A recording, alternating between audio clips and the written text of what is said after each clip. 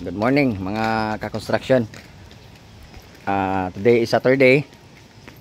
So the last day of work week mga ka-construction. So gaya ng dati, make sure that our job site is clean, our workplace is clean, our warehouse is safe, and also our tools and equipment are all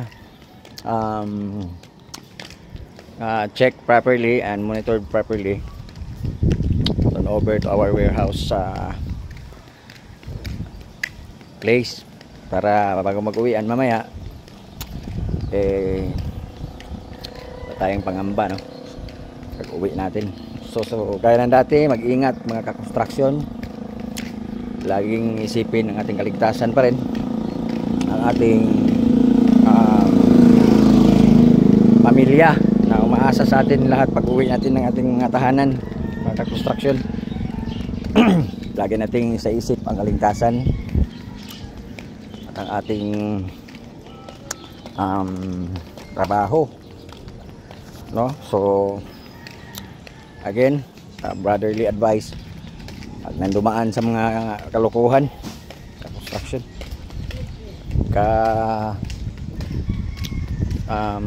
time out mamaya sa job site, ay uwi na kagad sa pamilya para may nag-aantay sa atin, ating anak, mga ating mga sa buhay, maasa sa ating sahod.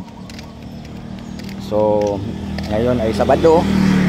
Ayan, ako like the usual, naglalakad-lakad going to public market, mga ka-construction. Hanap tayo ng pwede nating bilhin para pang almusal. So mag-ingat palagi and magdasal pa rin. Attend ng inyong mga toolbox meeting mga ka-construction.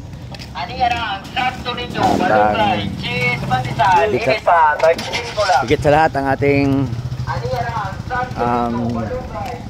mga sarili, ilagaan natin mga construction. Huwag mapabayaan yan, dahil ating health ay ating isa sa ating pinakamahalagang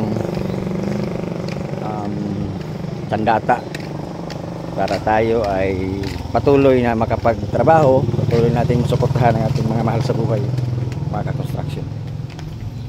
Ayan ang buhay, tayo pwedeng tumigil dahil meron tayong mga responsibilidad, mga pangangailangan sa ating mga tahanan. So ayan mga ka-construction, dito sa amin malapit na ang piyesta.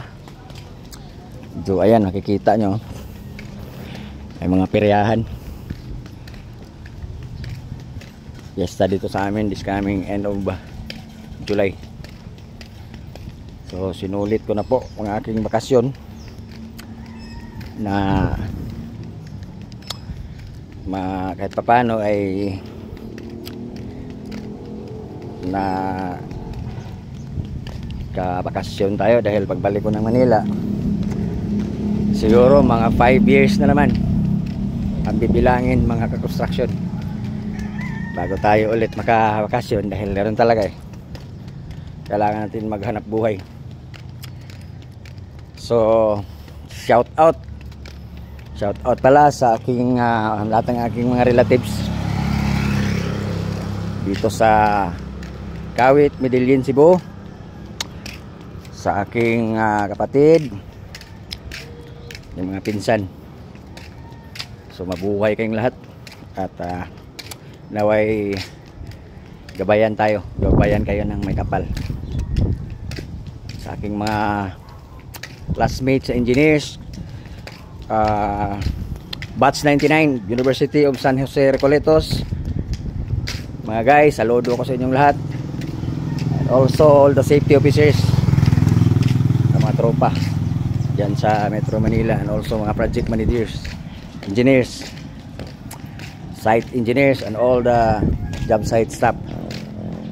So kita-kits, andyan ako August 3 mga kakonstruksyon. Salamat at mabuhay kayong lahat. God bless.